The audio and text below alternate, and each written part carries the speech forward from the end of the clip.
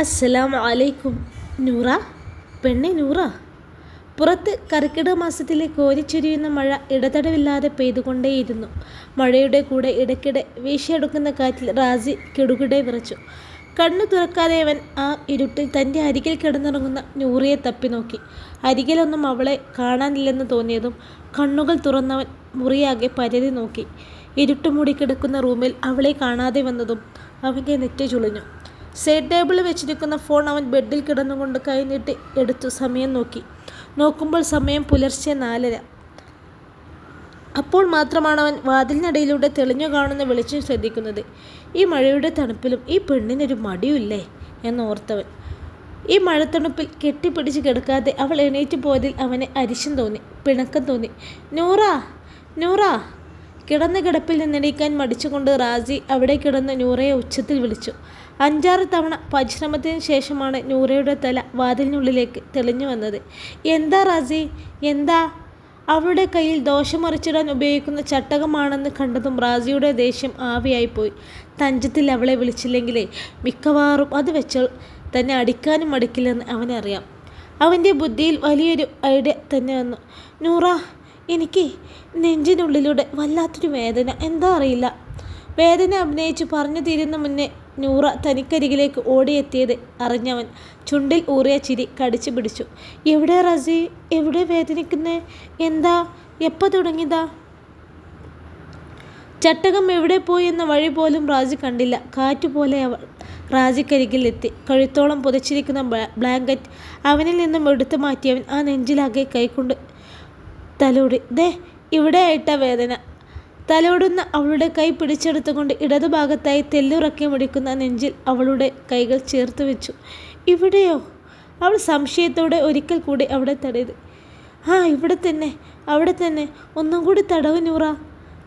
എൻ്റെ നൂറ, ഈ തണുപ്പിൽ എന്നെ തനിച്ചാക്കി പോയല്ലോ എന്നോർത്ത് സങ്കടപ്പെട്ടാണ് എൻ്റെ ഹൃദയം ഇങ്ങനെ വേദനിക്കുന്നത്.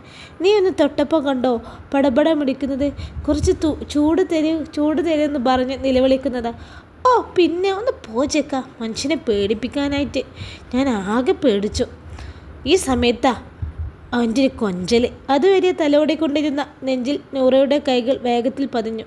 വെളുത്തു തുടുത്ത നെഞ്ചിൽ നൂറയുടെ കൈവിരലുകൾ ചുമന്നു കിടന്നു. അവൻ തന്നെ പറ്റിച്ചതാണെന്ന അറിവിൽ അവൾക്ക് ദേഷ്യം വന്നു തുടങ്ങിയിരുന്നു. അവനിൽ നിന്ന് മാറി എണീറ്റു പോവാൻ ഒരുങ്ങിയ നൂറയെ നിഷ്പ്രയാസം റാസി കൈക്കുള്ളിലാക്കി നെഞ്ചിലേക്ക് ചേർത്ത് പിടിച്ചു. തണുത്തിട്ടല്ലേടി? റാസി കൊഞ്ചി.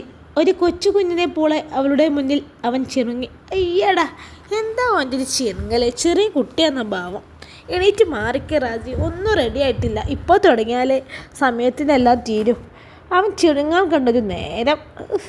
അവൻ്റെ കൈകളെ തട്ടി മാറ്റി എണീക്കാൻ തുനിഞ്ഞവളുടെ ദേഹത്തേക്ക് റാസി വീണു. അമർന്നു കിടന്നതും അവളുടെ മാറിലേക്ക് അവൻ മുഖം പൂഴ്ത്തിയതും കണ്ണു ചിമ്മി തുറക്കുന്ന വേഗതയിലായിരുന്നു. നൂറ, നൂറ, എനിക്ക് എന്തിഷ്ടമാണെന്നോ? ആ ഒരൊറ്റ വാക്കിൽ അവൻ നൂറയെ കുരുക്കിയിട്ടു. അവളുടെ ദേഷ്യത്തെ അടക്കി നിർത്തി. അവൻ്റെ സ്വരത്തിലും താളത്തിലും നൂറ മയങ്ങി. അവൾ റാസിയുടെ നൂറയായി.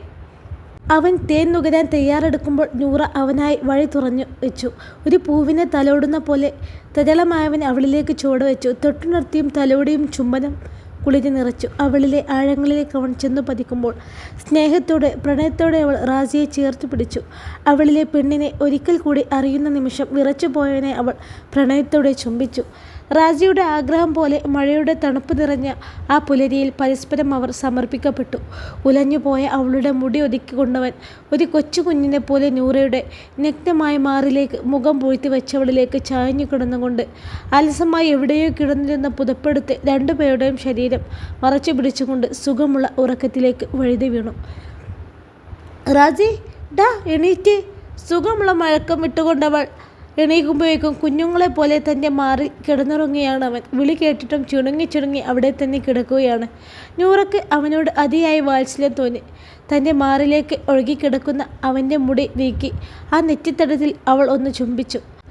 പെട്ടെന്നതാ തൻ്റെ മൂക്കിലൂടെ അരിച്ചു കയറിയ പരിചിതമില്ലാത്ത ഒരു രൂക്ഷഗന്ധം. റാസിയെ ബെഡിലേക്കിട്ട് കിട്ടിയ ഡ്രസ്സും വലിച്ചു വാരിയിട്ടവൾ അടുക്കളയിലേക്ക് പാഞ്ഞു. കത്തിക്കരയുന്ന ദോശച്ചട്ടിയും പാൽപാത്രവും. അടുക്കളയിൽ നിന്നും പുക റൂമിലേക്ക് വ്യാപിച്ചു തുടങ്ങിയിരിക്കുന്നു. എൻ്റെ പഠിച്ചോനെ! നെഞ്ചിൽ കൈവച്ചവൾ ഓടിപ്പോയി ഗ്യാസ് ഓഫ് ചെയ്തു. ദോശച്ചട്ടിയും പാൽപാത്രവും ഒറ്റത്തട്ടിന് സിങ്കിൽ കിടന്നു. വാതിലും ജനലും മുഴുവനും തുറന്നു മലർത്തിയിട്ടു. എന്താ നൂറ, എന്താ? കണ്ണു തിരുമ്മി വന്ന് ചോദിക്കുന്നവനെ കണ്ട് കയ്യിൽ കിട്ടിയ ഗ്ലാസ് എടുത്ത് ഒരു ഏർ വെച്ച് കൊടുത്തു. ഹൗ, എന്താടി ഇത്? ഞാൻ എൻ്റെ കിട്ടിയവനല്ലേ, എങ്ങനെ ഉപദ്രവിക്കാൻ പാടുണ്ടോ? ഏറ് കിട്ടിയവിടെ ഒഴിഞ്ഞുകൊണ്ടവൻ നൂറയെ നോക്കുമ്പോൾ അവൾ രൂക്ഷമായി അവനെ നോക്കിയായിരുന്നു. ഇങ്ങനെ കുഞ്ഞു കളിക്കില്ല റാജി, നോക്കിക്കേ നീ. ഇപ്പം എന്താ സംഭവിച്ചത് നോക്കേ. ഗ്യാസ് ഓഫാക്കാതെ ഞാൻ നിൻ്റെ അടുത്ത് വന്നത്. നിൻ്റെ കാട്ടിക്കൂട്ടലുകൊണ്ട് ഇപ്പം ഇവിടെ കത്തിപ്പിടിക്കാത്ത ഭാഗ്യം. ഇനിയിപ്പോൾ ഞാൻ എങ്ങനെ ഇതൊക്കെ നന്നാക്കിയെടുക്കും? സമയം എത്ര ആയെന്ന് വല്ല വിചാരമുണ്ടോ?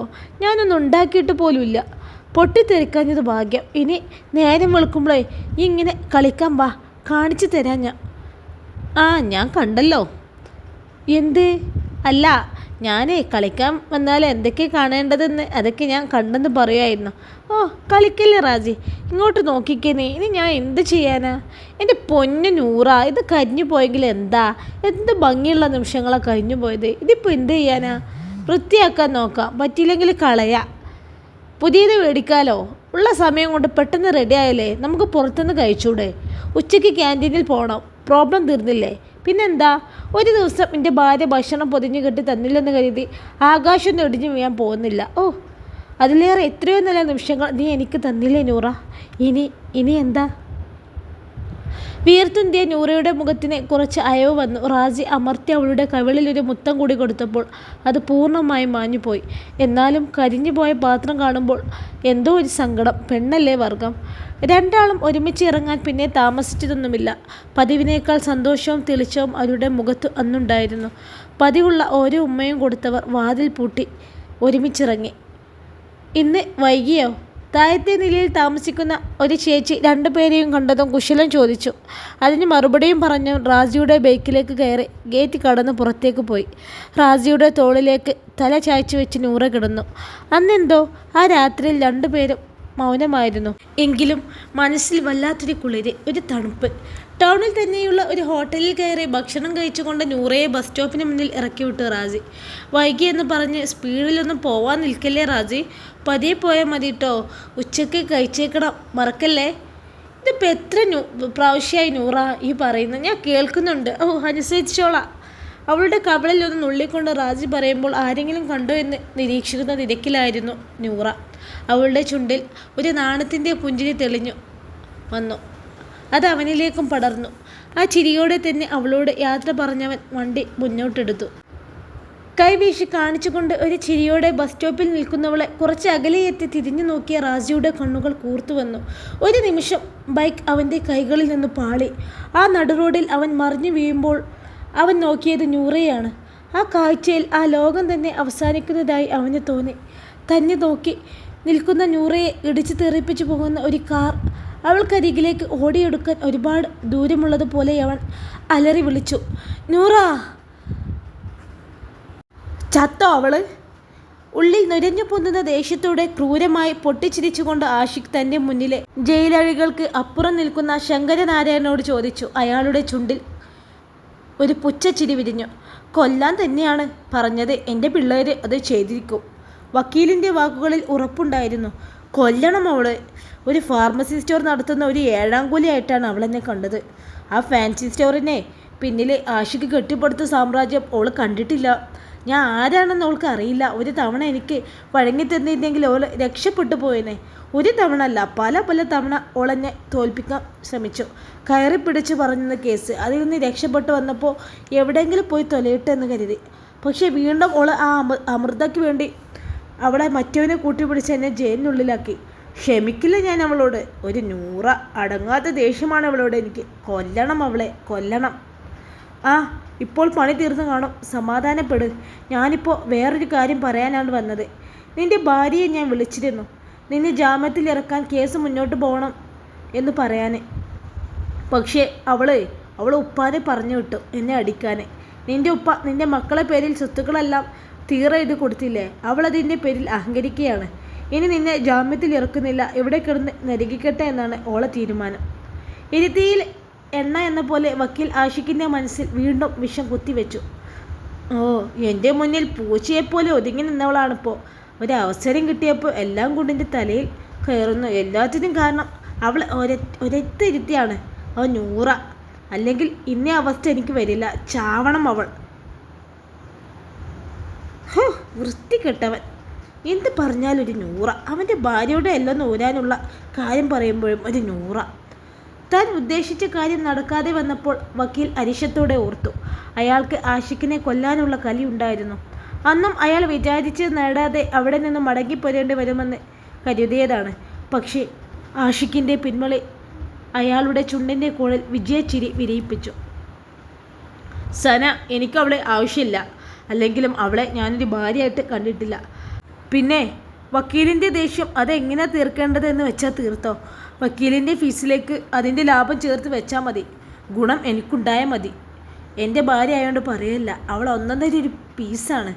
സ്വന്തം ഭാര്യയാണെന്നോ തൻ്റെ കുഞ്ഞുങ്ങളുടെ ഉമ്മയാണെന്നോ പോലും ഓർക്കാതെ സനയെ വക്കീലിന് മുന്നിൽ നഗ്നയാക്കി നിർത്തിക്കൊണ്ട് ആഷിഖ് പൊട്ടിച്ചിരിച്ചു. കേട്ടു നിന്ന വക്കീലും ആരും കൊണ്ടെന്ന പോലെ ആഷിഖിൻ്റെ ചിരിയിൽ പങ്കാളിയായി. നൂറ. ആ ഐസിയുവിൻ്റെ വാതിൽ തല ചേർത്ത് വെച്ച് കൊണ്ടവൻ കാറ്റുപോലെ ഉരുവിട്ട് കൊണ്ടേയിരുന്നു. നൂറ. ഇടയ്ക്കിടെ കരച്ചിലിൻ്റെ ചീലുകൾ അവൻ്റെ ശ്വാസവുമായി കലർന്നുകൊണ്ട് പുറത്തേക്ക് പതിച്ചുകൊണ്ടേയിരുന്നു. കുറച്ച് നിമിഷങ്ങൾക്ക് മുന്നേ തനിക്ക് വേണ്ടി ചിരിക്കുകയും തന്നോട് കുറുമ്പ് കാണിക്കുകയും തന്നെ ചുംബിക്കുകയും പ്രണയം കൊണ്ട് ശ്വാസം മുട്ടുകയും ചെയ്തവളാണ് ഒരിറ്റ ജീവന് വേണ്ടി ഈ ചുമരിനൊപ്പം കിടക്കുന്നതെന്ന ചിന്ത വീണ്ടും വീണ്ടും അവനെ ആഴത്തിൽ മുറിവേൽപ്പിച്ചു കൊണ്ടേയിരുന്നു. ഏയ്, നിങ്ങൾ അവിടെ എങ്ങനെ പോയിരിക്കോ? ഇവിടെ എങ്ങനെ നിൽക്കാൻ പാടില്ലെന്ന് എത്ര തവണ പറഞ്ഞു? നൂറയെ അകത്തേക്ക് കയറ്റിയ നേരം തൊട്ട് കാണുന്നതാണ് എല്ലാം അവസാനിച്ചവനെ പോലെയുള്ള അവൻ്റെ നിൽപ്പ്. ആദ്യം പറഞ്ഞ് മനസ്സിലാക്കി, പിന്നെ ദേഷ്യപ്പെട്ടു. പക്ഷേ അതൊന്നും അവൻ കേൾക്കുന്നത് പോലും ഇല്ലെന്ന് തോന്നിയിട്ടോ അവൻ്റെ അവസ്ഥ കണ്ടിട്ടോ അലിവോടെയാണ് ഇത്തവണ നേഴ്സ് അവരോട് കാര്യം പറഞ്ഞത്. അല്ല, നിങ്ങളെ കാലിൽ നിന്ന് ബ്ലഡ് വരുന്നുണ്ടല്ലോ. നിങ്ങൾക്കും ആക്സിഡൻറ്റ് സംഭവിച്ചോ? റാസിയുടെ കാലിൽ നിന്ന് തറയിലേക്ക് തടസ്സങ്ങളില്ലാതെ ഒലിച്ചിറങ്ങുന്ന രക്തം കണ്ട് ആ നേഴ്സ് പരിഭ്രാന്തിയോടെ പരിശോധിക്കുമ്പോഴും അവൻ്റെ നോട്ടം ഐസിയുവിൽ മാത്രമാണ്. അറ്റൻഡർ. അവർ പേടിച്ച് വീൽചെയറിന് ആവശ്യപ്പെട്ടു. അതിലേക്ക് കയറിയിരിക്കാൻ പറഞ്ഞപ്പോഴേക്കും പരിശോധിക്കാൻ കൊണ്ടുപോകണമെന്ന് പറഞ്ഞപ്പോഴും അവനെവിടെ നിന്ന് ചലിക്കുക പോലും ചെയ്തില്ല. വേണ്ട, അവൾ ഉണരട്ടെ. അല്ലാതെ ഇവിടെ നിന്ന് മാറി നിൽക്കാൻ എന്നെക്കൊണ്ടാവില്ല. അവൾക്കൊന്നുമില്ലെന്ന് അറിയട്ടെ, എന്നിട്ട് ചെയ്യാം എന്താണെന്ന്. റാസി വാശി പിടിച്ചു. ഇവിടെയാകെ ബ്ലഡായിട്ട് നിങ്ങൾ കാണുന്നില്ലേ?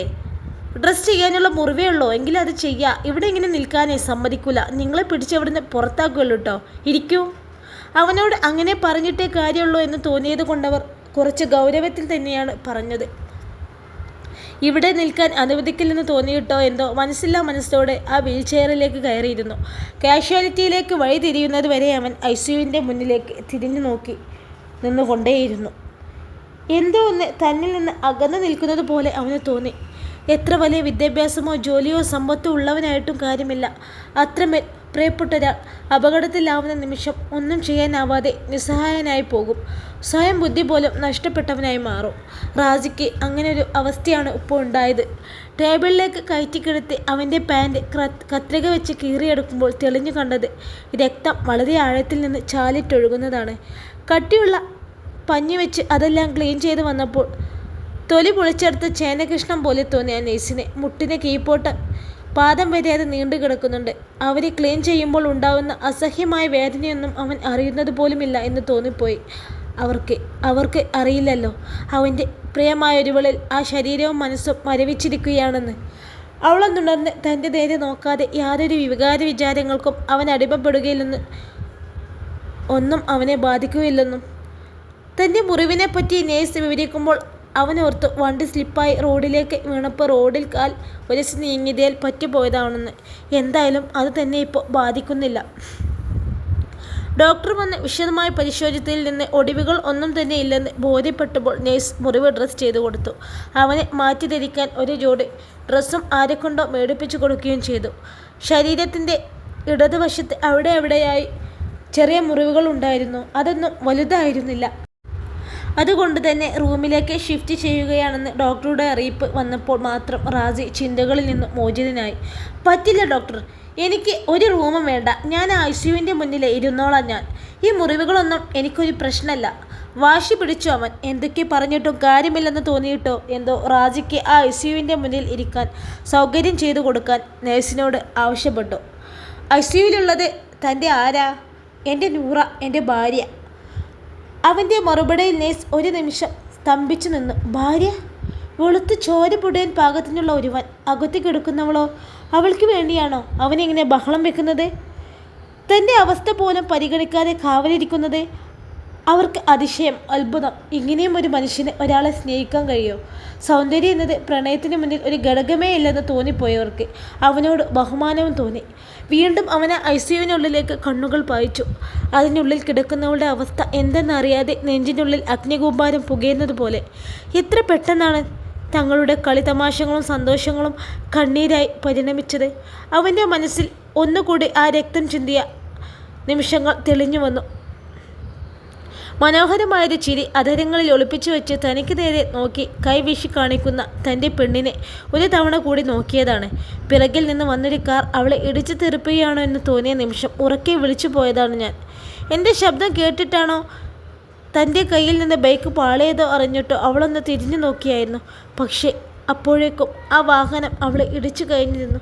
എത്ര ഓടിയിട്ടും അവളുടെ അടുത്തേക്ക് എത്താനാവാതെ നിസ്സഹായനായിപ്പോയി ഞാൻ. ഓടി അടുത്തെത്തിയപ്പോഴേക്കും അവൾക്ക് ബോധം നഷ്ടപ്പെട്ടിട്ടില്ലായിരുന്നു. അതോ അവളുടെ വാശിയാണോന്നറിയില്ല. ഈ രക്തം കിനിഞ്ഞിറങ്ങുന്ന മുഖത്ത് ആ കണ്ണുകൾ മാത്രം തെളിഞ്ഞു വന്നു. തന്നെ മാത്രം നോക്കുന്ന അവളുടെ കാപ്പിമിഴികൾ.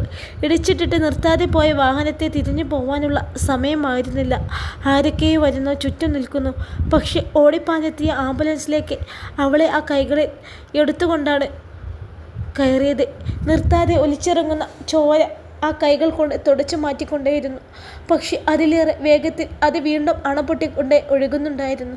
എവിടെയൊക്കെയാണ് തൻ്റെ കൈകൾ എത്തിയത് എന്നറിയില്ല. പക്ഷേ അങ്ങനെ ഒരു അവസ്ഥയിൽ അവളെ തനിക്ക് കാണാൻ സാധിക്കുന്നുണ്ടായിരുന്നില്ല എന്നതാണ് സത്യം.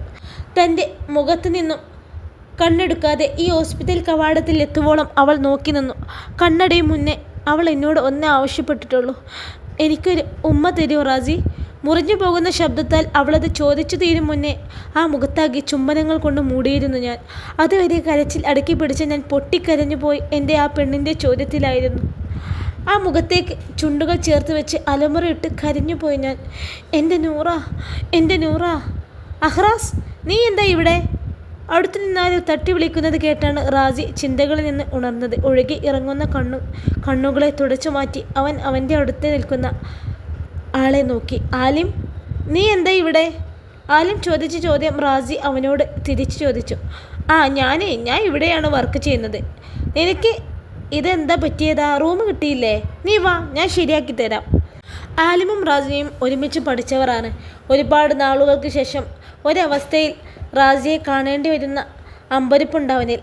അതല്ലടാ എൻ്റെ നൂറ, അവൾ അതിനുള്ളിലുണ്ട്. ഒത്തിരി സമയമായി, ഇതുവരെ ഒന്നും പറഞ്ഞിട്ടില്ല. നീ ഒന്ന് നോക്കിയിട്ട് പറയോ അവൾ അവസ്ഥ എങ്ങനെയാണെന്ന്?